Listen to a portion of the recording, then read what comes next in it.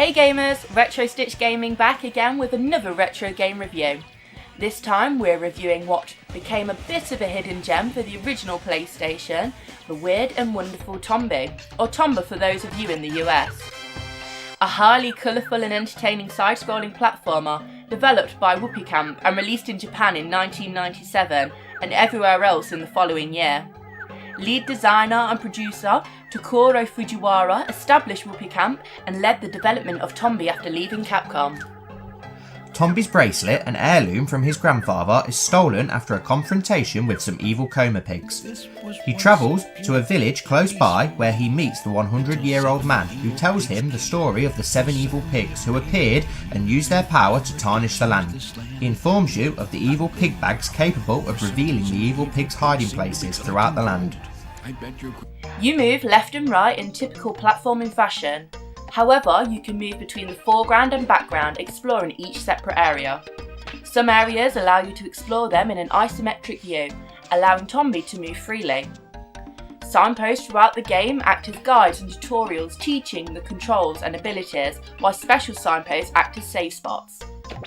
Along with the ability to jump, Tombi can attack enemies by jumping on their backs, biting into them and throwing them. He can also obtain weapons such as flails and boomerangs. There are up to 130 events in the game which are started by interacting with certain characters or environmental elements.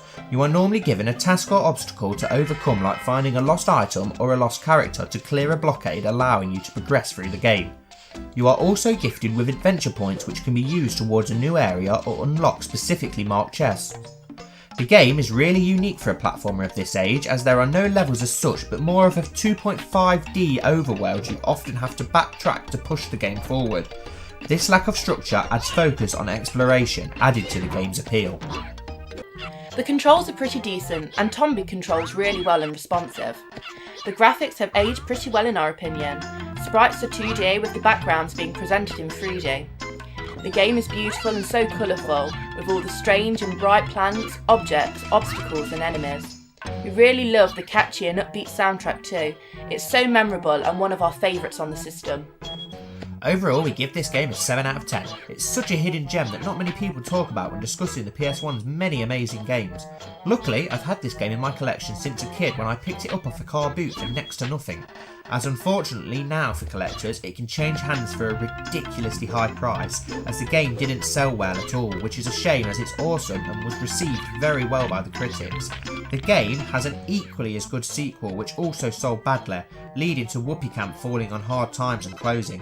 You really need to check this game out, we highly recommend it, and don't worry about the high price and limited copies, as it is now obtainable on the PlayStation Network, so if you like the sound of it, please go and check it out. As always, we hope you enjoyed this review and found it useful if you were looking for more information. Don't forget to check out our other reviews and top 10s if you're interested, and subscribe to our channel for tons of gaming content almost daily. If there's any retro games you'd like us to review, just let us know in the comments below, and if we have it in our collection, we'll review it. We've been Retro Stitch Gaming, thanks for watching, and we'll see you next time.